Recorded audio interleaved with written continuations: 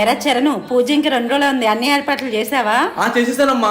అరే, ఎన్నో సంవత్సరాల తర్వాత మన కులదేవత చేసే పూజ ఇది. పంతులు గారు ఒక చిన్న పొరపాటు కూడా జరగకుండా చూసుకోమన్నారు. జాగ్రత్త.